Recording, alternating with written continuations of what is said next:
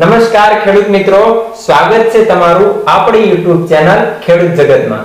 ખેડૂત મિત્રો, આજે આપણે તમારા માટે એક ખૂબ મહત્વની એવી માહિતી લેવા માટે આપણે હામાપર ગામે આવ્યા છીએ.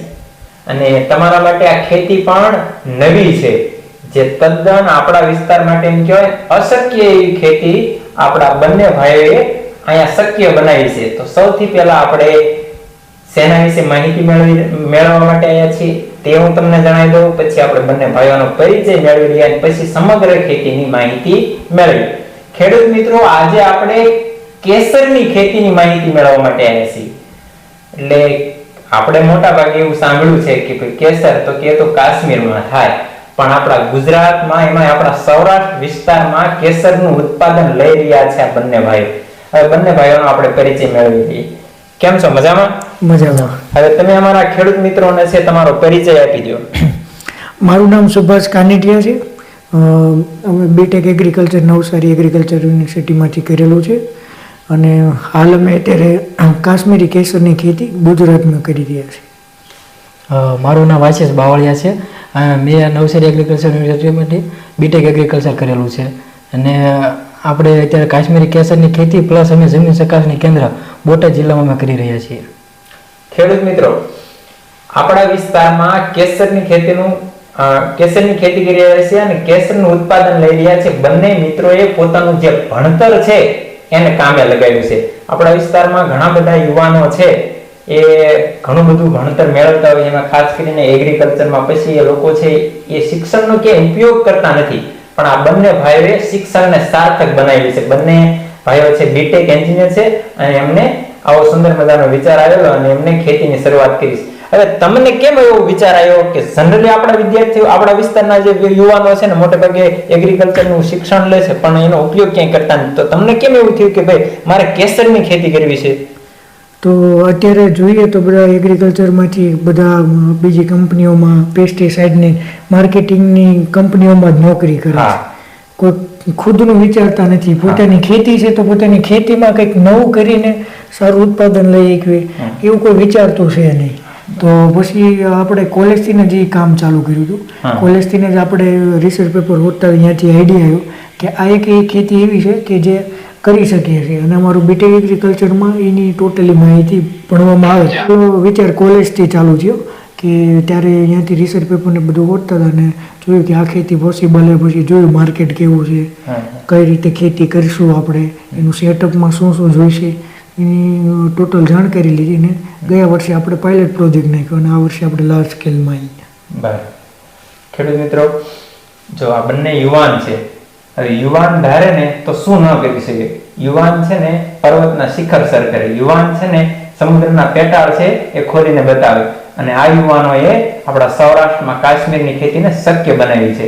હવે આપણે એમની પાસેથી સમગ્ર કાશ્મીરની ખેતી છે કેવી રીતે શરૂઆત કરી, કેટલો ખર્ચો આવ્યો, શરૂઆતમાં કેવા કેવા પ્રશ્નો નડ્યા, આ બધી જ માહિતી મેળવી. હવે સૌથી પહેલા તો આપણે એનું બિયારણ છે એ ક્યાંથી મેળવ્યું અને એને ઉગતું કેવી રીતે કર્યું એના વિશે માહિતી મળી.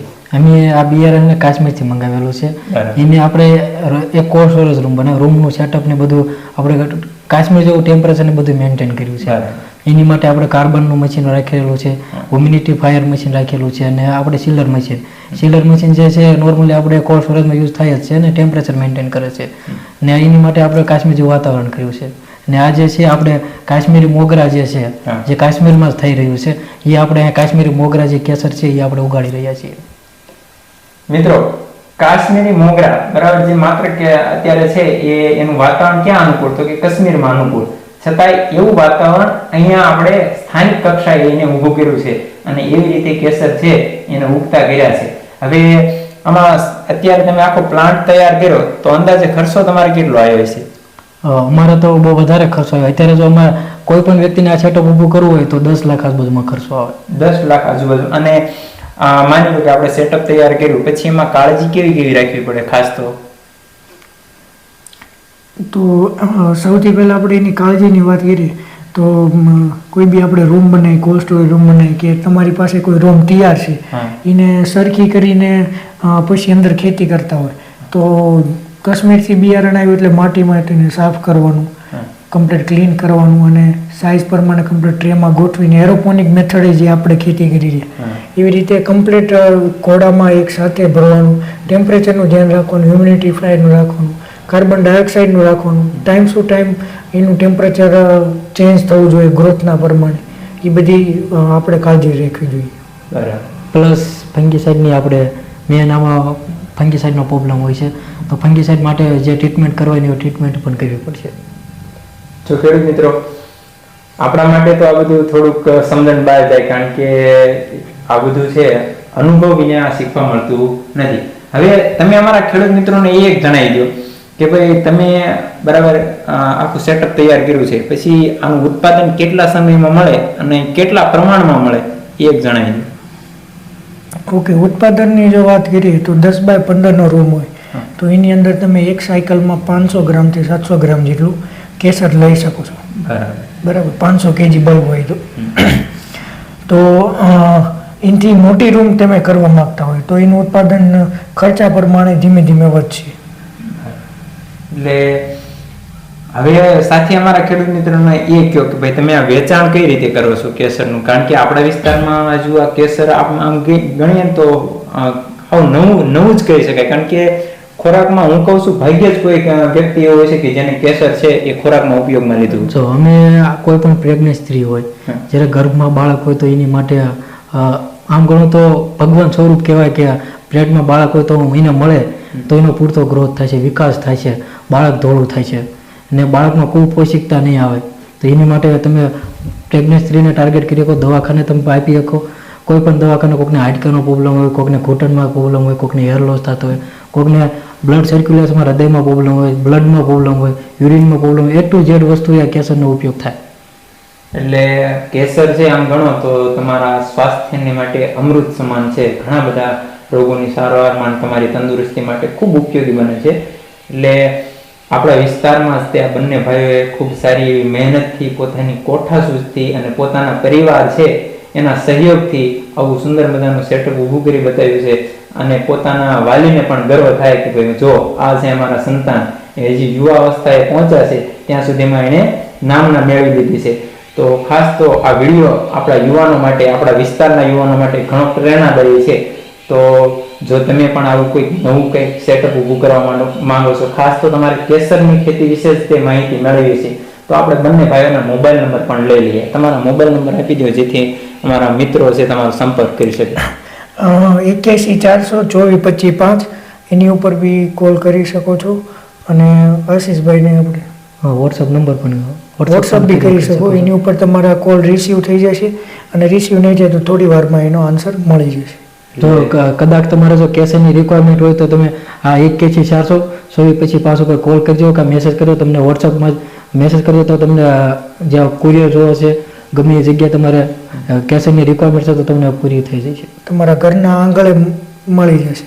એ પ્યોર અને ઓરિજિનલ અને ઓર્ગેનિક. એટલે મિત્રો જો માહિતી મેળવવા માંગો છો એના માટે પણ તમને ભાઈએ સરસ વાત કરી કે ભાઈ કદાચ એ પોતાના કામમાં વ્યસ્ત હોય તો કોલ રિસીવ નથી થયો તો એ તમને થોડા સમય પછી ચોક્કસથી માહિતી આપશે. અને સાથે જો તમારે કેસરની ખરીદી કરવી છે તો પણ તમે પહેલાં માહિતી પણ મેળવી શકો છો.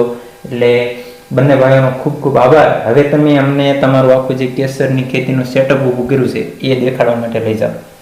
જો પહેલા પ્રથમમાં તો અમે એ પણ કહી દઈએ, કોઈને કદાચ સેટઅપ ઊભું કરવું હોય, કોઈને આગળ પ્લાનિંગ હોય કે વિચાર હોય કે મારે કેસરની ખેતી આપણે કરવી છે તો તમે કરી શકો છો. આપણે તમે ટ્રેનિંગ પણ લઈ શકો છો, અમે ટ્રેનિંગ પણ પ્રોવાઈડ કરીએ છીએ. તેમાં તમને કેસરને લગતી બધી માહિતી આપશું. પ્લસ તમે સેટઅપ ઊભું કરો છો, કોઈ પણ જગ્યાએ તમે અટવાણા, તમે કેસર લાવ્યા પછી તમને કંઈ ખબર ન પડી તો તમે અમને કોલ પણ કરી શકો છો. એટલે બંને ભાઈઓ છે ખૂબ સારી રીતે પોતે એક સફળ છે. એટલે સફળ વ્યક્તિ છે હંમેશા રાહ ચિંતનાર બનતા હોય છે. તમે જો આવું કંઈક કરવા માંગો છો એ તમને ટ્રેનિંગ પણ પૂરી પાડે છે અને સાથે કંઈક અટવાવશો તો ત્યાં પણ તમને એ મદદરૂપ થાય છે, ટેકો આપે છે અને તમને આગળ ધપાવે છે. બંને ભાઈઓ ખરેખર મુલાકાત માટે આવો તો પણ પૂરો સમય આપે છે. ખૂબ ખૂબ આભાર. હવે તમે અમને તમારું સેટઅપ બતાવો. તો આ આપણો આખો રૂમ છે. રૂમની અંદર આપણે એક હ્યુમિડિફાયર છે. આ એક આપણું હ્યુમિડિફાયર છે. આ એનું સેન્સર છે. આ એનું સેન્સર છે જે ઓટોમેટેડ આખું કંટ્રોલ કરે છે. એક કાર્બન ડાયોક્સાઇડ છે એ બી એનું સેન્સર છે, એ બી ઓટો કંટ્રોલ થાય છે. એક આ બાજુ આપણે જોઈએ તો ટેમ્પરેચર મેન્ટેન કરતું ચિલ્લર છે. એ ચિલ્લર મશીન છે, એનાથી આપણે ટેમ્પરેચરને બધું મેન્ટેન કરવાનું થાય છે. આખા રૂમની અંદર આવી રીતે સ્ટેન્ડ રાખવાના હોય, એની અંદર આપણે એક એક લાકડાની પ્લેટ કે પ્લાસ્ટિકની પ્લેટ તમે યુઝ કરી શકો. લાકડાની કરો તો વધારે સારું રહેશે. એ જે પ્લેટ છે એ પ્લેટની અંદર આપણે કન્ટિન્યુ એકની બાજુમાં આવી રીતે બિયારણ રાખી દેવાનું હોય છે. ધીમે ધીમે ગ્રોથ થઈને આવી રીતે મોટું થાય છે અને પછી ફ્લાવર આપે છે.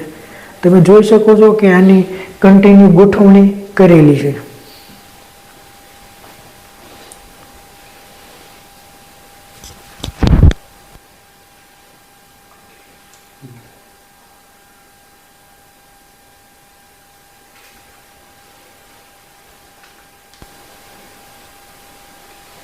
તમે આમાં જોઈ શકો છો કે આ જે જગ્યા છે તેમાં જે ફ્લાવર આવી ગયેલું છે, આનાથી અમે ફ્લાવર જે છે કેસર જે આવેલું જે ફ્લાવર છે આ જગ્યાએ તેમાં હાર્વેસ્ટ કરેલું છે. આ જે સ્પ્રાઉટિંગ થયેલું જે છે આમાંથી એવું ફિક્સ ન હોય કે એક જ ફ્લાવર આવશે. એક પણ આવે, બે પણ આવે, ત્રણ પણ આવે, ચાર પણ આવે. આમાંથી જે પ્રમાણે એક સ્પ્રાઉટિંગ થયેલું તો બે આવે, ત્રણ આવે, ને કોઈક એવું હોય કે આમાં સાઈડમાંથી ને બે ફૂટેલા હોય, તમે બે આવે, ચાર આવે, કોઈ ફિક્સ નહીં. આમાં તમે જોવો છો એક ફ્લાવર આનાથી હાર્વેસ્ટ કરી લીધેલું છે ને આમાં તમે જુઓ, જો આમાંથી સેન્ટરમાંથી બે સ્પ્રાઉટિંગ થયેલા, તો આમાંથી તો બે તો ફ્લાવર આવશે, ત્રણ આવે, ચાર આવે, કોઈ ફિક્સ ના હોય. પછી આરોડ એ જણાવી દો કે ભાઈ માની લો કે આપણે આનું કમ્પ્લીટ છોડ તૈયાર થયો તો ફ્લાવર આવતા કેટલો સમય લાગે? હા, જો આ જે આમાંથી જ્યારે ફ્લાવર આવે ને તો ફ્લાવર જ્યારે તમે રૂમમાં જ્યારે તમે ટ્રાન્સફર કરો છો એરોપોનિક સિસ્ટમથી, રૂમમાં ટ્રાન્સફર કર્યા પછીના 90 દિવસમાં ફ્લાવર આવવાનું ચાલુ થઈ જાય. જ્યારે 75 દિવસ ચાલુ થાય ને 75મો દિવસ ત્યારે ફ્લાવર આવવાનું ચાલુ થઈ જાય ને 90 દિવસ કે 95 દિવસમાં તમારું ફ્લાવરિંગ પતી જાય, હાર્વેસ્ટિંગ પૂરું થઈ જાય. તમે આમાં જોઈ શકો છો આ જગ્યાએ ફ્લાવર આવેલું હતું ને આમાંથી અમે હાર્વેસ્ટ કરી લીધું છે.